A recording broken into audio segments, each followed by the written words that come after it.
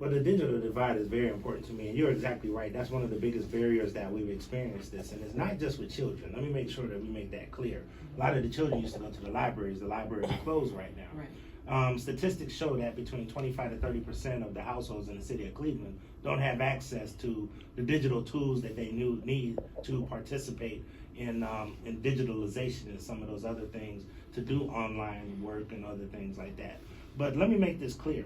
It's also the way that you can do virtual visits. You hear people now saying you can't really get into your doctor's office, but you can't even go get a test unless you do a virtual visit. You also have, this is the way that most people are going to communicate with each other now.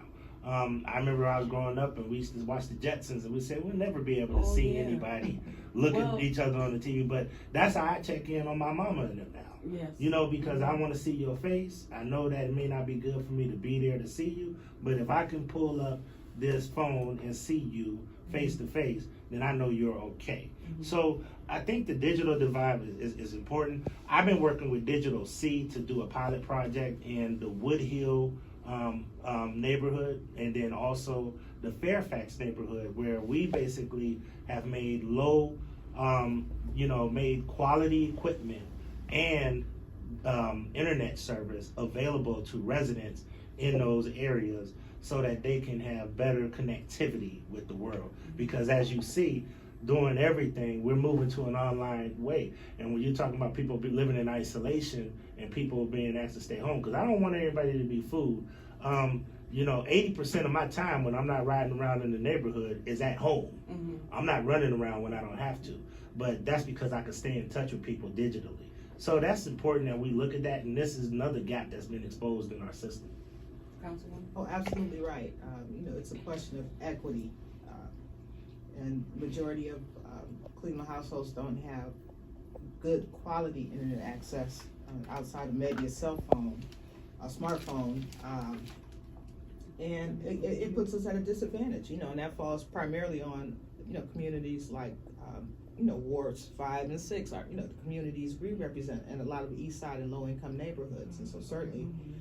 You can't fully participate in society like everyone else. Again, you can't communicate with your doctor.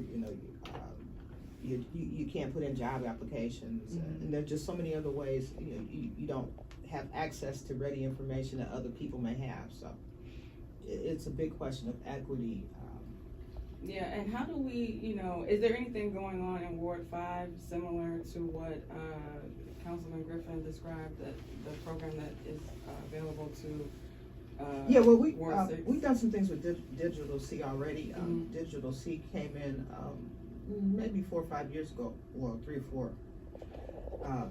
I lose track of the time, but they came into Cedar High Rise with MHA.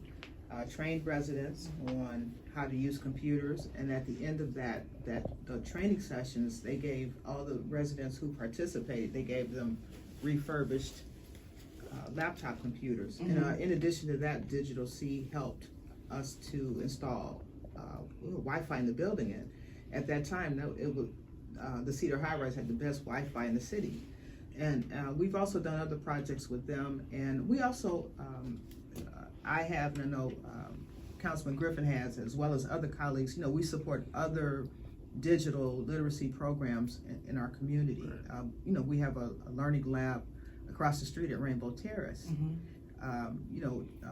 And we have, many other locations throughout the city that we support. So, of course, we are looking for that big win, and maybe we'll get that when 5G comes. But in the meantime, we're looking at every opportunity to be able to support or create or enhance digital access to people in our communities. Yeah, speaking of 5G, there's a